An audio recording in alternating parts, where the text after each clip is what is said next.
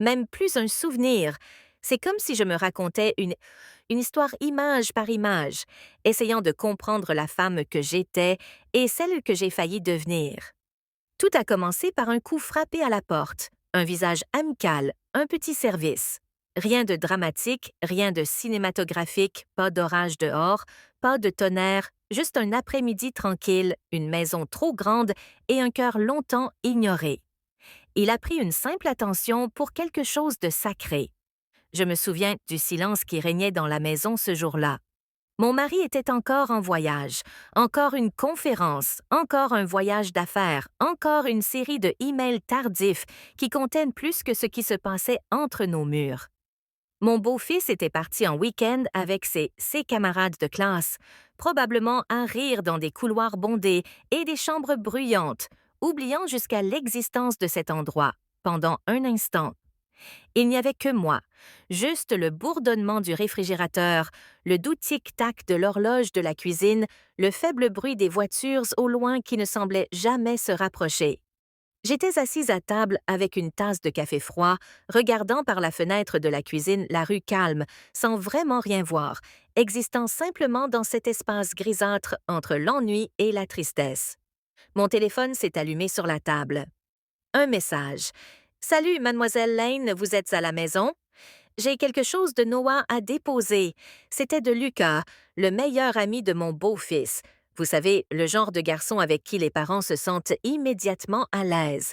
Respectueux, soigné, le genre qui dit merci spontanément. C'était Lucas. Ces 2 dernières années, il entrait et sortait si souvent de la maison qu'il faisait presque partie du mobilier.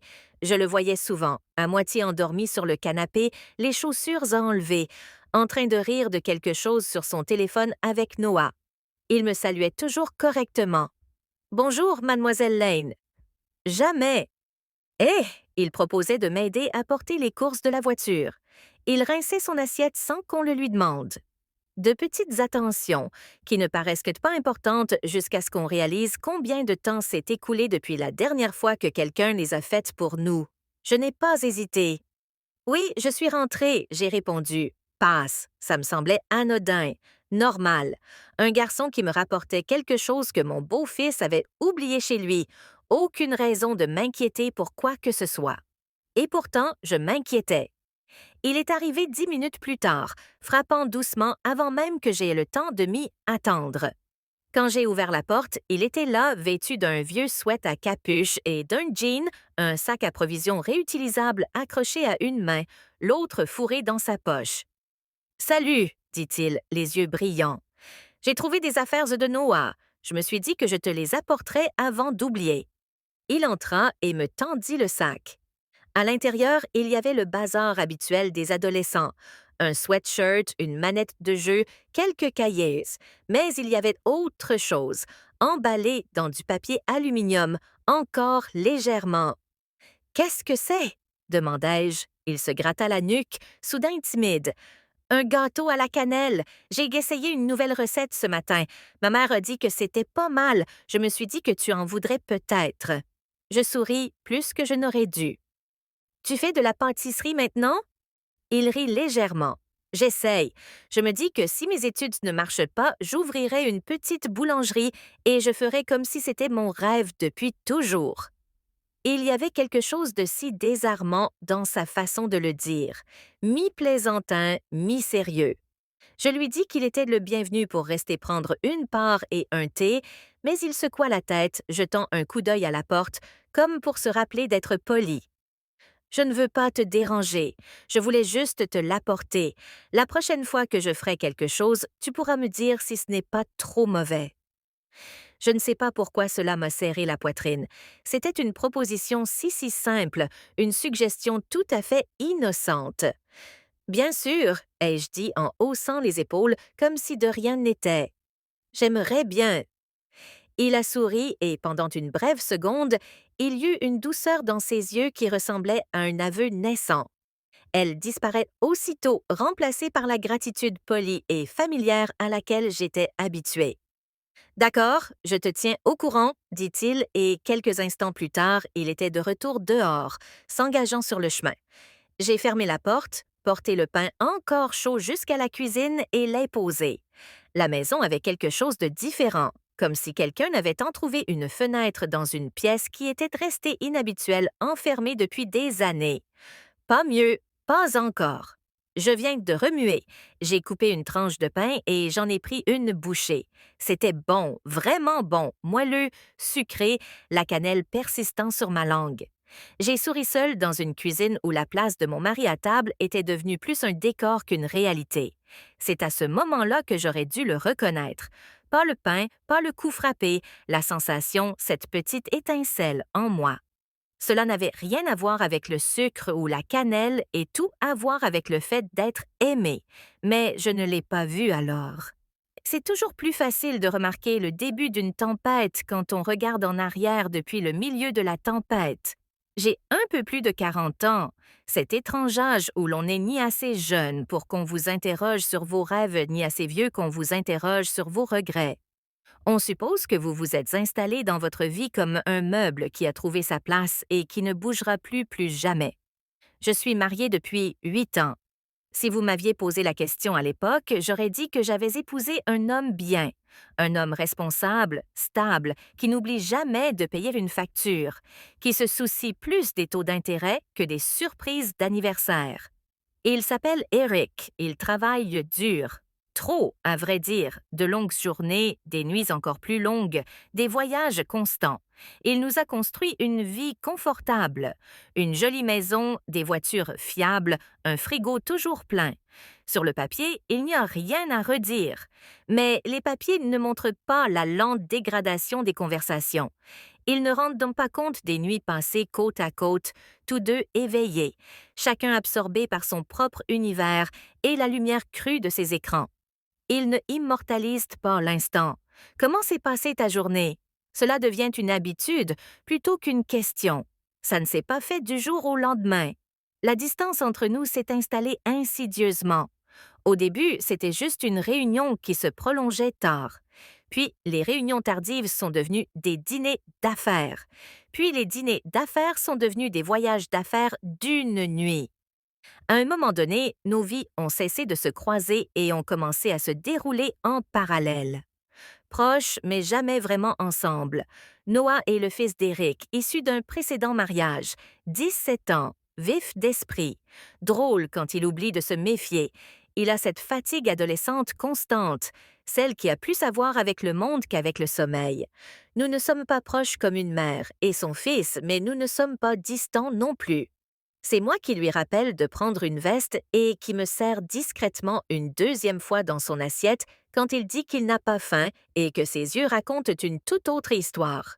Il aime son père, il ressent aussi son absence, même s'il fait semblant de ne pas la ressentir. Je le vois à la façon dont il hausse les épaules quand je lui dis que son père rentrera tard encore une fois. Je le vois à la façon dont il hanse, grand, mais toujours avec cette légère maladresse de quelqu'un qui n'a pas encore pleinement développé ses membres. Les mains toujours occupées, tapotant un rythme sur ses jambes, faisant tourner un stylo entre ses doigts, tambourinant sur le bord du comptoir quand il pensait que personne ne le regardait. Il est là depuis si longtemps, assez longtemps pour que je reconnaisse le son de son rire avant même de reconnaître mon propre reflet. Au début, il n'était que l'ami de Noé, puis il est devenu celui qui aide toujours à rentrer les courses, celui qui demande comment s'est passée ta journée et qui écoute vraiment, celui qui remarque quand tu te coupes les cheveux, même si ton propre mari ne le fait pas. Ça a commencé par de petits moments. La façon dont il restait après moi quand Noah montait à l'étage pour m'aider à débarrasser la vaisselle pendant que je lui demandais comment se passait l'école. La façon dont son regard s'attardait un peu plus longtemps sur mon visage quand je répondais. Non pas de façon irrespectueuse, mais d'une façon qui montrait qu'il se souciait vraiment de la réponse. Une fois, je peinais avec un de sa main, de la façon dont il m'a regardé avec inquiétude en disant « Tu ne devrais pas avoir apporté tout ça toute seule. » Je lui ai dit que ça allait, je dis toujours Ça va », mais ces mots me sont restés en tête longtemps après que les sacs étaient vides et les étagères du garde-manger pleines. Tu ne devrais pas avoir à faire ça toute seule. Cette phrase résonnait dans ma tête chaque fois que je m'asseyais à la table à manger, fixant la chaise vide d'Eric. Chaque fois que je regardais Noah manger rapidement et disparaître dans sa chambre. Ses écouteurs déjà à moitié sur les oreilles avant même qu'il atteigne le couloir. La maison était autrefois vivante.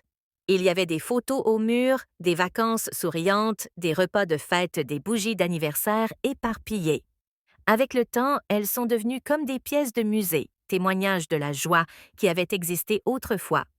J'ai arrêté d'ajouter de nouveaux cadres. J'avais l'impression d'être malhonnête. Le jour où Noah est parti pour son voyage scolaire, le silence a pris une autre dimension. Il était tout excité en partant, jetant son sac à dos sur son épaule, plaisantant sur le fait d'enfin échapper à mes légumes trop cuits. Nous avons ri tous les deux. Je l'ai serré dans mes bras un peu plus longtemps que d'habitude, faisant semblant que c'était juste parce que ses remarques spirituelles allaient me manquer. Quand la porte s'est refermée derrière lui, j'ai écouté mes pas résonner dans le couloir en retournant à la cuisine. J'ai essuyé les plans de travail qui étaient déjà propres. J'ai réorganisé le tiroir à couverts juste pour avoir l'impression que quelque chose pouvait encore être rangé. Finalement, j'ai abandonné et me suis assise avec une autre tasse de café, regardant la poussière flotter paresseusement dans un rayon de lumière qui entrait par la fenêtre. Mon téléphone a vibré à nouveau. Tu es là? J'ai quelque chose pour Noah et peut-être quelque chose pour toi aussi, Lucas. Art a fait ce petit saut étrange. Ça m'a pris au dépourvu. Je me suis dit c'était juste parce que je n'avais parlé à personne de la journée. C'est ce que fait la solitude. Elle vous convainc que tout contact humain est plus important qu'il ne l'est réellement. Bien sûr, ai-je répondu. Passe à moi. Quand j'ai ouvert la porte, il était là de nouveau, mais cette fois, il n'y avait pas de sac de course, juste une petite boîte à pâtisserie dans une main et son téléphone dans l'autre.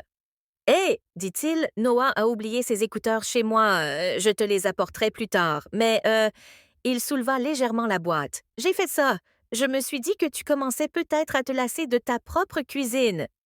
J'ai ri, surpris de la facilité avec laquelle ça sonnait de ma part. Waouh, une insulte subtile dans un cadeau. Il sourit, ce sourire d'enfant, presque timide. C'est un gâteau aux amandes. J'ai fait des essais. J'allais envoyer un texto à la mère de Noah pour voir si elle en voulait, mais elle est en voyage. Alors je me suis dit, je ne sais pas. Peut-être que tu serais mon cobaye. La façon dont il l'a dit me fit me sentir choisie. Pas spécial à proprement parler, juste sélectionné. C'est très courageux de ta part, dis-je. Et si je n'aime pas? Alors je souffrirai en silence en faisant semblant de ne pas être dévasté, répondit-il. Ou alors j'essaierai à nouveau le week-end prochain jusqu'à ce que j'y arrive. À la semaine prochaine, répétai-je, les mots coincés entre ma gorge et ma poitrine. Il s'éclaircit la gorge. En fait, je me demandais quelque chose. Son ton changea, prudent mais d'assurance. Tu voudrais peut-être venir et goûter là-bas? J'en ai fait trop. Je me disais qu'on pourrait prendre un café. Tu pourrais me donner des indications pour que je ne me fasse pas de mal. À toutes les prochaines réunions. J'aurais dû dire non, non pas à cause de ce que cela signifiait sur le moment, mais à cause de ce que cela pourrait devenir. Parce qu'une femme qui a assez longtemps soif boirait à n'importe quelle coupe qu'on lui offre. Au lieu de cela, j'ai hésité une seconde de trop longuement. Le silence était une réponse en soi. Peut-être, ai-je dit. J'ai essayé d'avoir l'air désinvolte. Je ne crois pas y être parvenu. Il a hoché la tête comme s'il s'attendait à cette réponse précise. Pas de presse. Je suis à 2 pas. Les portes sont toujours ouvertes. Ce soir-là, j'étais allongée dans mon lit, fixant le plafond tandis que la lueur de la lampe de la chambre d'Éric vacillait dans la pièce à travers un appel vidéo que j'ai ignoré. Il avait laissé un message plus tôt, quelque chose à propos d'un vol retardé et d'un emploi du temps chargé. J'ai écouté puis répondu par une série de mots encourageants qui semblaient avoir été copiés-collés toutes les semaines. Mes pensées revenaient sans cesse à Lucas. Pas de façon intime, du moins pas à ce moment-là. C'était de la façon dont il m'avait regardé sur le pas de la porte, la façon dont sa voix s'était adoucie lorsqu'il avait dit « Les portes sont toujours ouvertes ». Je me suis tournée sur le côté, j'ai regardé l'espace vide à côté de moi et j'ai pensé, ce n'est qu'un gâteau, un café, juste de la compagnie pendant 1 heure dans un week-end qui autrement ne serait que corvée et silence. Le lendemain après-midi, je suis allée chez lui. Je me suis dit que j'y allais juste pour une petite visite. Je ne me suis pas mise sur mon 31, mais je ne me suis pas non plus habillée de façon décontractée. J'ai choisi un jean qui me va un peu mieux que les autres et un pull bleu qui donne l'impression que mes yeux sont moins fatigués. J'ai attaché mes cheveux, je les ai détachés et je les ai attachés à nouveau. Au moment de quitter la maison, j'étais persuadée que ce n'était rien. Son immeuble était petit, un complexe modeste avec un trottoir étroit et quelques plantes mourantes près de l'entrée. J'ai monté les escaliers, répétant mentalement toutes les raisons pour lesquelles c'était parfaitement acceptable. J'étais juste amicale, je voulais juste montrer mon soutien, c'est tout. Quand il a ouvert la porte, cette conviction s'est effondrée. Il avait visiblement fait un effort. L'appartement était rangé, les coussins redressés, une bougie allumée sur la table basse. Un doux jazz jouait discrètement en fond sonore, le genre de musique qui n'exige rien de vous. Elle est juste là, vous offrant un endroit pour vous reposer. Salut, dit-il d'un ton à la fois désinvolte et prudent. Entre. Dès que j'ai franchi le seuil, j'ai remarqué l'odeur, des amandes grillées et du café, mon café préféré, pas celui, âpre et amer, que mon mari buvait machinalement, mais quelque chose de plus doux, de plus léger, celui qu'on sert à petites gorgées. Tu te souviens comment je le prends, dis-je avant de pouvoir me retenir. Bien sûr, répondit-il d'une voix calme, comme si c'était de la chose la plus évidente au monde. Tu ajoutes toujours juste un peu plus de lait quand Noah et moi sommes là. Je fais attention. Ces 3 mots m'ont touché plus fort qu'ils n'auraient dû. Je fais attention. Ils ont résonné en moi dans un endroit qui était resté vide depuis longtemps. Nous étions assis sur le canapé à une distance rassurante de quelques coussins entre nous. Au début, je tenais la tasse entre mes mains, laissant le café couler entre mes doigts. Le gâteau aux amandes était léger et moelleux et incroyablement bon. Je le lui ai dit. Il a ri, l'air plus soulagé qu'il n'aurait dû l'être pour un dessert. Nous avons discuté. Au début, c'était des choses simples et superficielles. Comment se passait que les cours, le stress apparent de Noah ces derniers temps, le prix exorbitant des courses, les banalités de ceux qui n'ont jamais été seuls ensemble et qui essaient de faire comme si de rien n'était. Mais ensuite, la conversation a commencé à dériver. Il m'a posé des questions sur le livre qui était sur le comptoir de la cuisine la dernière fois qu'il était chez nous. Il voulait savoir si je l'avais terminé et ce que j'en avais pensé. Je lui ai dit que je l'avais aimé, mais que je m'étais davantage identifiée au passage où l'héroïne se sentait bloquée qu'à ceux où elle trouvait la liberté. Alors, tu te sens bloqué? Demanda-t-il, les yeux fixés sur les miens. J'ai hésité. Ça nous arrive à tous, non? Il hocha la tête. Et il y avait quelque chose de plus vieux que 19 ans dans sa façon de faire. Je suppose que oui, c'est juste que tu as toujours l'air de retenir ton souffle.